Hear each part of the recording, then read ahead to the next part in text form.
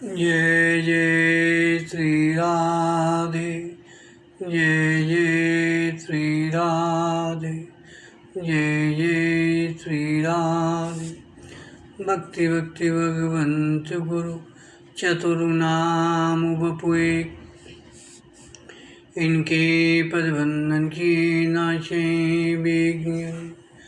नमो नमो जय श्री वृंदावन रचि परिचति घन गौरी। नमो नमो जय कुंज मेल, नमो नमो जामे चकोरी।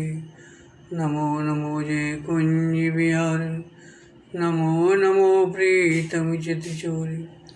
नमो नमो जय श्री हरिदासी, नमो नमो इन्हीं की जोड़ी। आज की कथा में गर्ग संहिता में वर्णित वृंदावन खंड के 29वें अध्याय में रास क्रीड़ा का प्रसंग वर्णन करेंगे।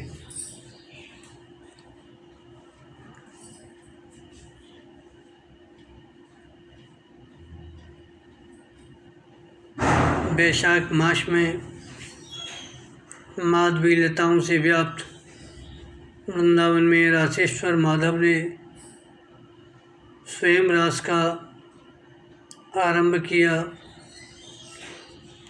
वैशाख मास की कृष्ण पक्षिया पंचमी को जब सुंदर चंद्रोदय हुआ, उस समय मनोहर श्याम सुंदर ने यमुना के तटवर्ती उपवन में रासेश्वरी श्री राधा के साथ रात विहार किया।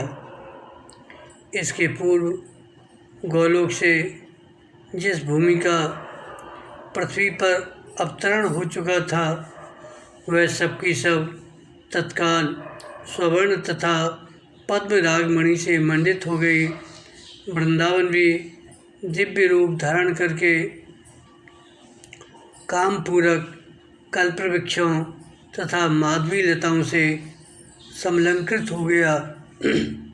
अपनी शोभा से नंदनवन को भी तिरस्कृत करने लगा। राजन रत्नों के सोपानों और स्वर्ण निर्मित तोलकाओं से मंडित तथा हंसों और कमल आदि के पुष्पों से व्याप्त यमुना नदी की अपूर्व शोभा हो रही थी। गिरिराज गोवर्धन गजराज के समान शोभा पाता था। जैसे गजराज के गंड स्थल से मद की धाराएं झरती हैं और उस पर भ्रमरों की भीड़ लगी रहती है, उसी प्रकार गिरिराज की घाटियों से जल के निर्झर प्रवाहित होते थे।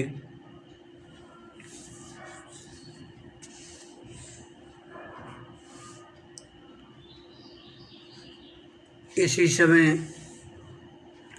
राधा कृष्ण की पुण्यमयी गाथा गान करते हुए मदमत्त भ्रमरों से सभी कुंज विशेष शोभा पाते थे। यमुना पुलिन पर सहस्त्रदल कमलों के पुष्प पराग को बारंबार बिखेरता हुआ शीतल मंद सुगंध समीर बह रहा था। इसी समय बहुत सी गोपांगनाएं श्री कृष्ण की सेवा में उपस्थित हुई। कोई गोलोकवासिनी थी, कोई सैया सजाने में सहयोग करने वाली थी, कोई श्रृंगार धारण कराने की कला में कुशल थी, तो कोई द्वारपालिका थी। कुछ गोपियाँ पार्षद नाम धारणी थीं, कुछ छत्र चमर धारण करने वाली सखियाँ थीं और कुछ श्री वृंदावन की रक्षा में नियुक्त थीं। कुछ गोवर्धन वासिनी, कुछ कुंज विधायिनी और कुछ निकुंज वासिनी थीं। कोई सखी नृत्य में निपुण और कोई वाद्य वादन में प्रवीण थीं। नरेश्वर उन सबके मुख अपने सौंदर्य माधुर्य से चंद्रमा को भी लज्जित करते थे। वे सब की सब किशोर अवस्था वाली तरुणियाँ थीं। इन सब के 12 दूत श्री कृष्ण के समीप आए। इसी प्रकार साक्षात यमुना भी अपना यूथ लिए आईं। उनके अंगों पर नील वस्त्र शोभा पा रहे थे। वे रत्नमय आभूषणों से विभूषित तथा श्यामा 16 वर्ष की अवस्था अथवा श्याम कांति से युक्त थीं। उनके नेत्र प्रफुल्ल कमल दल को तिरस्कृत कर रहे थे। उन्हीं की तरह जन्मनंदिनी गंगा भी यूथ बांधकर वहां आ पहुंची। उनकी अंग कांति श्वेत गौर थी। वे श्वेत वस्त्र तथा मोती के आभूषणों से विभूषित थीं। वैसे ही साक्षात रमा भी अपना यूथ लिए आईं। उनके श्रीअंगों पर अरुण वस्त्र सुशोभित हो रहे थे। चंद्रमा की सी अंग कांति, अधरों पर मंद मंद हास की छटा तथा विभिन्न अंगों में पद्म रागमणि के बने हुए अलंकार शोभा दे रहे थे। इसी तरह कृष्ण पत्नी के नाम से अपना परिचय देने वाली मधुमाधवी बसंत लक्ष्मी भी वहाँ आईं। उनके साथ भी सखियों का समूह था। वे सबकी सब प्रफुल्ल कमल की सी अंग कांति वाली पुष्पहार से अलंकृत तथा सुंदर वस्त्रों से सुशोभित थीं। इसी रीति से साक्षात ब्रजा भी सखियों का यूथ लिए वहाँ आईं। उनके अंगों पर हरे रंग के वस्त्र शोभा दे रहे थे। वे गौरवर्णा तथा रत्न में अलंकारों से अलंकृत थीं। ललिता, विशाखा और लक्ष्मी के भी यूथ वहाँ आए। इस प्रकार 8 सखियों के, 16 सखियों के तथा 32 सखियों के संपूर्ण यूथ भी वहाँ आ पहुँचे। राजन, भगवान श्याम सुंदर श्री कृष्ण उन युवती जनों के साथ राजमंडल की रंगभूमि में बड़ी शोभा पाने लगे। जैसे आकाश में चंद्रमा ताराओं के साथ सुशोभित होता है, उसी प्रकार श्री वृंदावन में उन सुंदरियों के साथ श्री कृष्णचंद्र की शोभा हो रही थी। उनकी कमर में पीताम्बर कसा हुआ था। वे नट भेष में सबका मन मोहे लेते थे। उनके हाथ में बैंत की छड़ी थी। वे बंसी बजाकर उन गोप सुंदरियों की प्रीति बढ़ा रहे थे। माथे पर मोरपंख का मुकुट, वक्षस्थल पर पुष्पहार एवं बनमाला तथा कानों में कुंडल, यही उनके अलंकार थे। रति के साथ रतिनाथ की जैसी शोभा होती है, उसी प्रकार रास मंडल में श्री राधा के साथ राधा वल्लभ की हो रही थी। इस प्रकार सुंदरियों के आलाप से संयुक्त होकर साक्षात श्रीहरि अपनी प्रिया राधा के साथ यमुना के पुण्य पुलिन पर आए। उन्होंने अपनी प्राण वल्लभा का हाथ अपने कर कमल में ले रखा था। यमुना के मनोहर तीर पर उन सुंदरियों के साथ श्याम सुंदर थोड़ी देर बैठे रहे। फिर मधुर मधुर बातें करते हुए अपनी प्रिय वृंदा विपिन की शोभा निहारते रहे। वे श्री राधा के साथ चलते और हास विनोद करते हुए कुंज वन में विचरने लगे। एक कुंज में प्रिया का हाथ छोड़कर वे तुरंत कहीं छिप जाते, किंतु एक शाखा की ओट में उन्हें खड़ा देख श्री राधा ने माधव को अविलंब जा पकड़ा। फिर श्री राधा उनके हाथ से छूटकर पग पग पर नूपुरों का झंकार प्रकट करती हुई भागी और माधव के देखते देखते कुंजों में छिपने लगी। माधव हरि ज्यों ही दौड़कर उनके स्थान पर पहुँचे, त्यों ही राधा वहाँ से अन्यत्र चली गई। वृक्षों के पास हाथ भर की दूरी पर इधर उधर वे भागने लगीं। उस समय श्री राधा के साथ श्याम सुंदर हरि की उसी तरह शोभा हो रही थी जैसे स्वर्णलता से श्याम तमाल की। चपला से घनमंडल की तथा सोने की खान से नीलाचल की होती है। वृंदावन में रास की रंग स्थली में रति के साथ कामदेव की भांति विश्वमोहिनी श्री राधा के साथ मदन मोहन श्री कृष्ण सुशोभित हो रहे थे। जितनी वृष सुंदरियाँ वहाँ विद्यमान थी उतने ही रूप धारण करके रंगभूमि में नट के समान नटवर श्री कृष्ण रास रंग में नृत्य करने लगे। उनके साथ संपूर्ण मनोहर गोप सुंदरियाँ भी गाने और नृत्य करने लगीं। अनेक कृष्ण चंद्रों के साथ वे गोप सुंदरियाँ ऐसी जान पड़ती थीं मानो बहुसंख्यक इंद्रों के साथ देवांगनाएं नृत्य कर रही हों। तदंतर मधुसूदन श्री कृष्ण समस्त गोप सुंदरियों के साथ यमुना जल में विहार करने लगे, ठीक उसी तरह जैसे यक्ष सुंदरियों के साथ यक्षराज कुबेर विहार करते हैं। उन सुंदरियों के केश पास तथा बंधी हुई चोटी से खिसक कर गिरे हुए सुंदर चित्र विचित्र पुष्पों से यमुना जी की ऐसी शोभा हो रही थी जैसे किसी नील पट पर विभिन्न रंग के फूल छाप दिए गए हों। मृदंग और खड़तालों की मधुर ध्वनि के साथ वे ब्रजांगनाएं मधुसूदन का यश गाती थीं। उनका मनोरथ पूर्ण हो गया। श्री हरि ने उनकी सारी व्यथा हर ली थी। उनके पुष्पहार चंचल हो रहे थे और वे परमानंद में निमग्न हो गई थीं।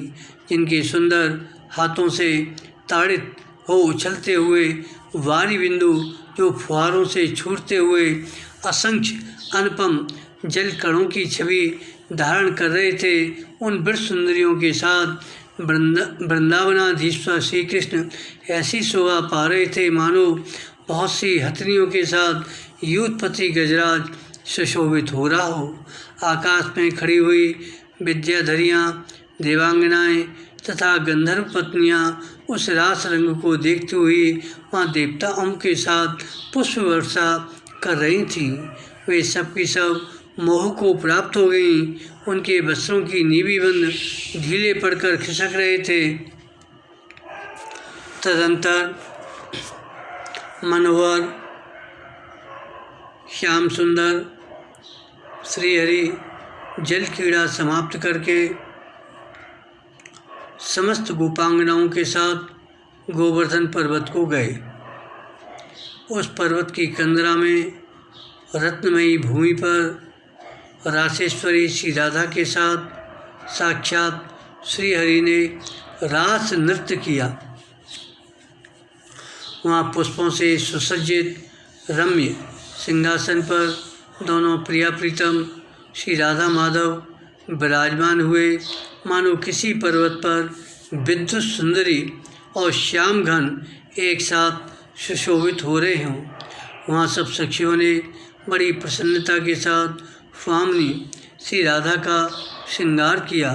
चंदन केसर कस्तूरी आदि से तथा महावर इत्र अरग्या और काजल तथा सुगंधित पुष्प रसों से कीर्ति कुमारी श्री राधा की विधि पूर्वक अर्चना करके साक्षात श्री यमुना ने उन्हें नूपुर धारण कराया।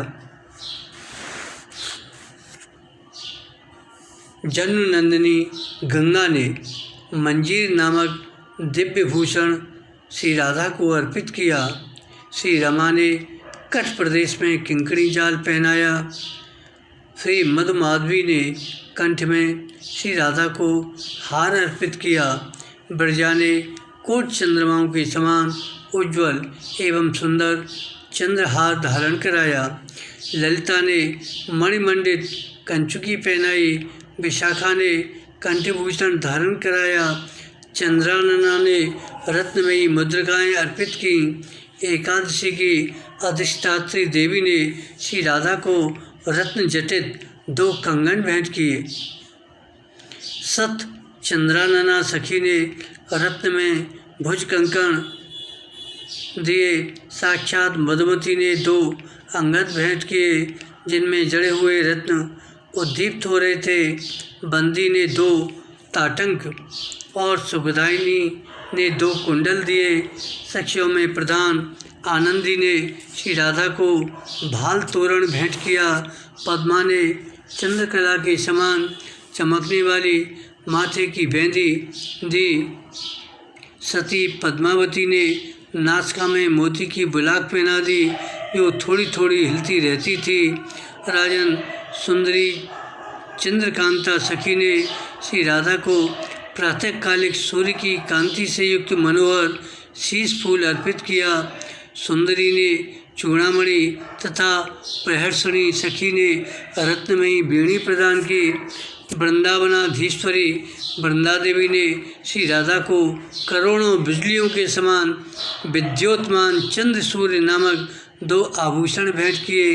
इस प्रकार श्रृंगार धारण करके श्री राधा का रूप दिव्य ज्योति से उद्भासित हो उठा।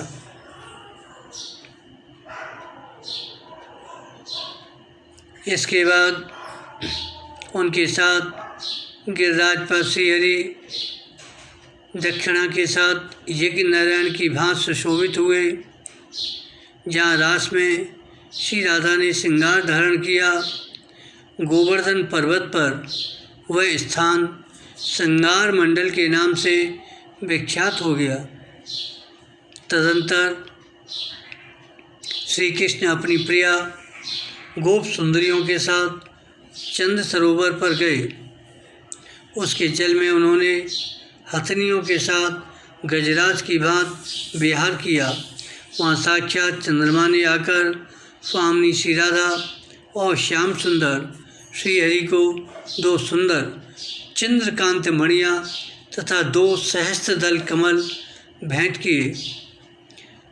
तत्पश्चात साक्षात श्री हरि कृष्ण वृंदावन की शोभा निहारते हुए लता बल्लेरियों से व्याप्त बहुला वन में गए।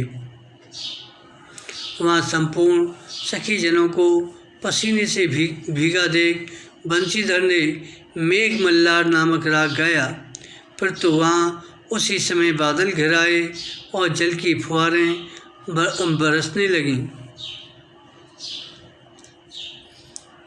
उसी समय अपनी सुगंध से सबका मन मोह लेने वाली शीतल वायु चलने लगी।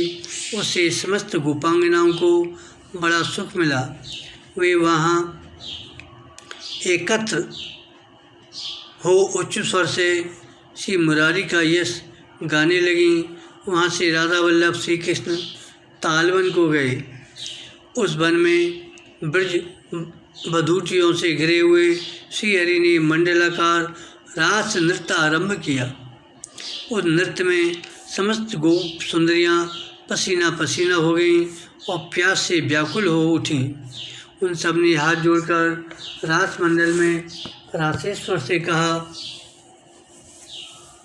देव, गंगा जी तो यहाँ से बहुत दूर हैं और हम लोगों को बड़े ज़ोर से प्यास लगने लगी है। अरे, हम यह भी चाहती हैं आप यहीं दिव्य मनोहर रास करें। हम आपके साथ यहीं जल विहार और जलपान करेंगे। आप इस जगत के सृष्टि, पालन और संहार के भी नायक हैं। गोपियों की यह बात सुनकर श्री कृष्ण ने बेत की छड़ी से भूमि पर ताड़न किया। इससे वहाँ तत्काल पानी का स्रोत निकल आया, जिसे बेत्र गंगा कहते हैं। उसके जल का स्पर्श करने मात्र से ब्रह्म हत्या दूर हो जाती है। उस बेत्र गंगा में स्नान करके कोई भी मनुष्य गोलोक धाम में जाने का अधिकारी हो जाता है।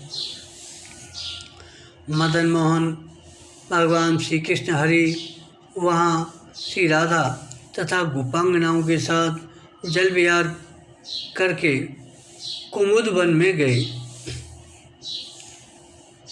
कुमुद वन में लता बेलों के जाल से मनोहर जान पड़ता था। कुमुद वन लता बेलों के जाल से मनोहर जान पड़ता था। वहाँ भ्रमरों की ध्वनि सब ओर गूंज रही थी। उस वन में भी सखियों के साथ श्री हरि ने राज किया। वहीं श्री राधा ने ब्रजांगनाओं के सामने नाना प्रकार के दिव्य पुष्पों द्वारा श्री कृष्ण का श्रृंगार किया। चंपा के फूलों से कठ प्रदेश को अलंकृत किया। सुनहरी जूही के पुष्पों द्वारा निर्मित बाजूबंद धारण कराए। सहस्त्रदल कमल की कर्णिकाओं को कुंडल का रूप देकर उससे कानों की शोभा बढ़ाई गई। मोहनी, मालिनी, कुंद और केतकी के फूलों से निर्मित हार श्री कृष्ण ने धारण किया। कदम्ब के फूलों से शोभायमान किरीट और कड़े धारण करके श्री हरि के श्री अंग और भी उद्भासित हो उठे। मंदार पुष्पों का उत्तरी और कमल के फूलों की छड़ी धारण किए प्रभु श्याम सुंदर बड़ी शोभा पाते थे। तुलसी मंजरी से युक्त बनमाला उन्हें विभूषित कर रही थी।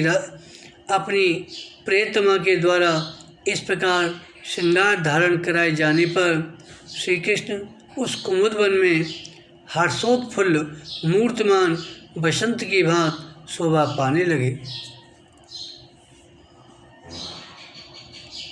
तत्पश्चात मृदंग, वीणा, बंसी, मुरचुंग, झांझ और करताल आदि वाद्यों के साथ गोपियाँ ताली बजाती हुई मनोहर गीत गाने लगीं।